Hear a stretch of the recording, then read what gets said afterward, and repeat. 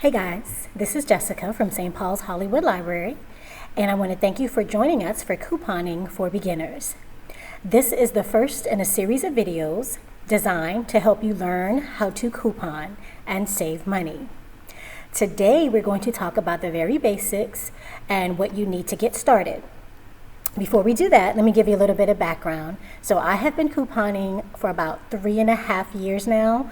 When I first started off, believe me, it wasn't as easy as I thought it was going to be, but thankfully I had a lot of help and some people I could go to and ask questions, in addition to becoming members of different social media coupon groups. So that helped me tremendously. So now I consider myself something of an expert. And by the end of this series of videos, hopefully you will be on your way to becoming experts too. Okay? All right, let's get started. So let's talk about what it means to coupon. So the object of couponing is to be able to find the lowest store price, apply your coupons, and get the savings. Sounds simple, right? However, there are a few things that you're going to need to do to prepare yourself in order to get to that point where you're bam, bam, bam, doing it just like that. Easy peasy. Okay? So, with all things, there are some tools of the trade that you are going to need in order to be successful at couponing. So let's talk about those things, okay? So the first thing you're going to need is a sturdy binder, preferably one that zips closed, but if you're just starting out, a regular 3-ring binder with pockets will suffice. So something like this. I believe this one is about a 1-inch binder. So something like this with pockets.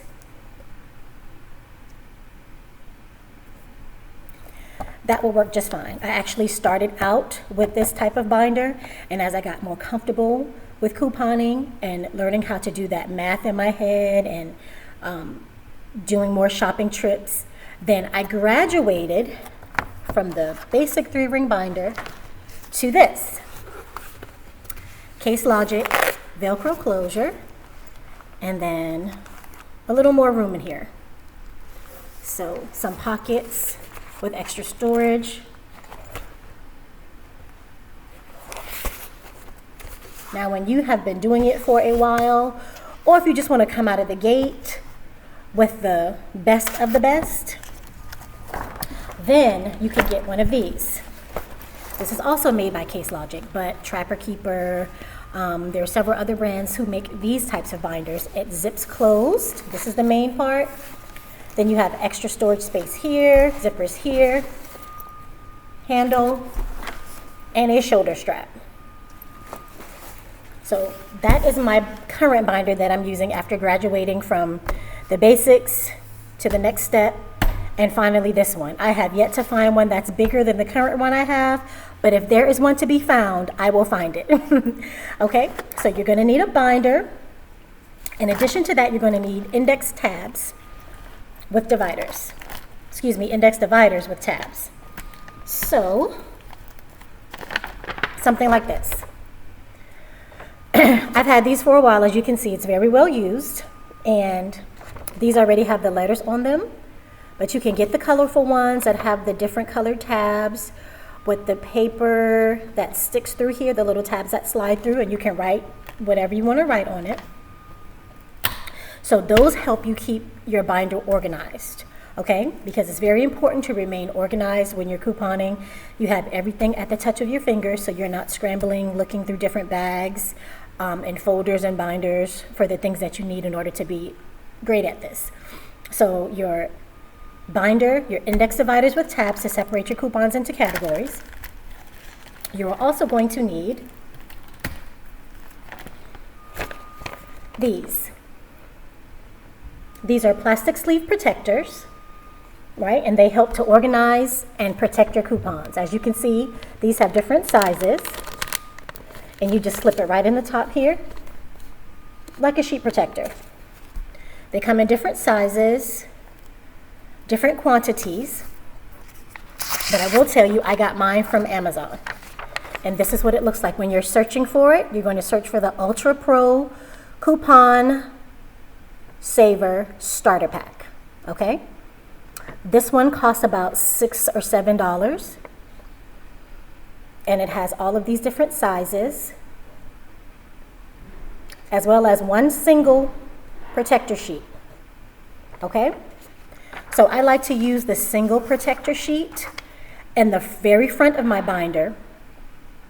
That helps me to remain organized throughout my shopping trip. So every time I go into the store and I have my list of things I'm going to get or coupon for that particular day, as I select the items off the shelf and put them in my shopping cart, I go ahead and pull the coupons out for that item right then and there, slide them in the front protector sheet. That way when I get to the register, I'm all set. All I have to do is just grab the whole stack of coupons, hand them to the cashier.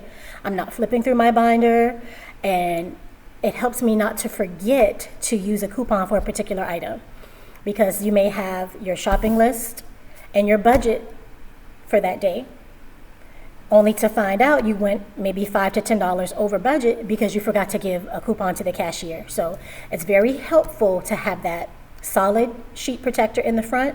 So as you're shopping for your items, you're pulling out your coupons and you're sticking it in the front so that you don't forget anything, okay? So it's also a great idea to go ahead and figure out how you want to organize and categorize your binder. So mine is very general. I have mine categorized like, so B would be for boxed goods, and bread. So things like cereal, rice, bread, cookies, canned nuts, things like that, chips. So anything that you could put in your pantry that's non-perishable would be under B. And then for C, I have condiments and canned goods. So mayonnaise, mustard, ketchup, salad dressing, any type of pasta sauce or anything like that. D is for dairy. That would include anything you find in the dairy section of your local grocery store. F, frozen foods. Again, anything you find in the frozen food section in your grocery store. H is health and beauty. So that would include personal hygiene items, vitamins, cold medicine, anything of that nature. I have J for juice and water and soda. We really don't drink a lot of sodas at my house, so I rarely have soda coupons. But any type of like sports drink, Gatorade, orange juice, refrigerated or shelf juice, and most definitely water. Then my next category would be L for laundry. So that's anything you would find in your laundry room, bleach, powdered, liquid, or pod detergents, fabric softener, dryer sheets, anything like that, stain removers like Shout or spray and wash, things like that. My next category is going to be M for meat. So there's really not a lot of coupons that come out for fresh meats that you would get from your meat department in your grocery store, but there are several coupons that come out year-round for cold cuts, for breakfast meat, sausage, bacon. Sometimes you get coupons for fresh chicken, and that's usually Purdue usually releases those quite often. So there are some coupons that come out for that. A lot of times you'll see in the meat department as you're shopping, there will be meat that's marked down because they have to sell it by a certain date. And sometimes those will have coupons on them placed by the meat department manager, and it'll be like $2 off right now. And as long as you put those in the freezer, they're okay. The last category I have in my binder is N, and that consists of all other items non-grocery. So all your other cleaning products like your furniture polish, toilet tissue, paper towels, sandwich bags, dishwashing liquid, things of that nature. So I don't have it very specific because there are times when you will not get coupons for snack items. There won't be any coupons out for that, or for if I were to do like say G, I have a G category, but I've left it blank for a while. I would consider that like grains. So that would be like bread and rice and stuff like that, flour maybe. That was a little bit too specific for me because like I stated, sometimes you don't get coupons for those items all the time. So I chose to combine a lot of the categories together. It makes it easier for me. All right, so you can, of course, organize your binder whatever way you'd like. You can do it based on aisle shopping, because some people shop aisle to aisle. You can do it based on departments, whatever is easiest for you. But just know organization is a big part of it, and having an organized and well-kept binder is a very good way to be successful with couponing, okay? All right, in addition to your binder, your index divider tabs, and your plastic sleeve protectors, and organizing your binder by category, you're also going to need a notebook, a pair of scissors, possibly a calculator, and something to write with. So the notebook is to keep your notes. Basically, you're going to make sure you write your shopping list store by store if you are a visual person. Now, there are different cell phones that have different note sections where you can make your own notes. There are different grocery store apps and shopping apps where you can make your shopping list in the app, and we'll talk about that a little later in a later video. But it helps me to write things down sometimes so I can physically see it in my own handwriting. The scissors is it's very handy to have in your binder. So if you are shopping and you have some coupons that you haven't clipped yet, and you go into a store and it's an unadvertised sale, but you happen to see something is on clearance, and you're like, wait a minute, I have a coupon for that. So you just pull out your scissors, and here's mine, and snip, snip, snip, and save, save, save. So it's very great to have a pair of scissors in your binder, your notebook. Sometimes I have a highlighter, because if I do have a physical copy of the store ad, I'll highlight the items that I'm trying to get to make a list later on. A calculator is good for doing some quick adding and subtracting, or if you want to just use your phone, that's fine too. Something to write with. It's pretty self-explanatory. Also, it's a great idea to keep shopping bags in your car. If you've been shopping recently, you notice a lot of stores don't have plastic bags. They've been using paper bags. And while that's great, plastic and paper are both recyclable. It's just easier to have your own shopping bag because those have handles. The paper bags are kind of hard to carry, and sometimes they break because it's too full. So these are my favorite bags. These are called the grab bag. Okay? So they fit right over the shopping cart with these plastic hangers. They fit right in here. So as I'm shopping, I'm putting the items in the bag. So when I get to the register, the cashier is ringing up my items, and then they place them back in this bag. When I'm done, I wheel my shopping cart to my car. I pull it up by the handles, and voila, I'm all set. It has a Velcro fastener here. You can keep it closed so your items don't fall out. When you're done with it, you roll this up,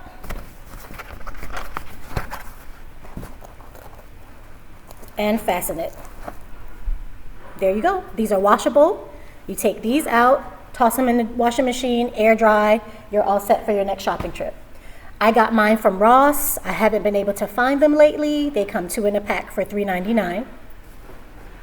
I also keep a refrigerated bag in my car that has a receipt in it.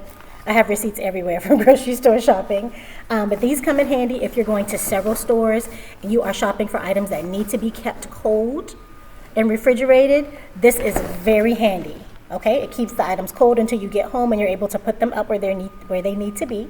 So in addition to the convenience, a lot of stores will give you a 5 to 10 cent rebate for having your own shopping bag, okay?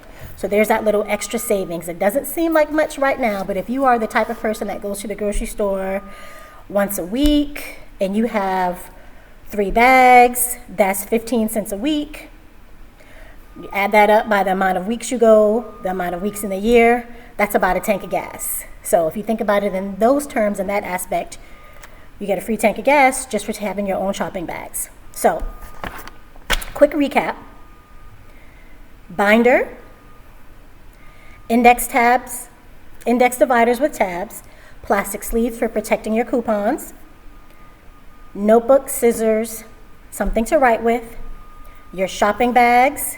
Those are your tools that you will need to start off with, okay?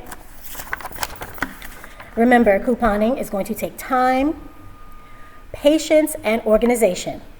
You get your tools of the trade, get those organized. You are already on your way to becoming a great couponer, okay? I want to thank you for joining me today for our first segment of Couponing for Beginners. Join us next time where we will be talking about the types of coupons and where you can find them, okay? Thanks again for joining me today. I'll see you guys next time. Bye.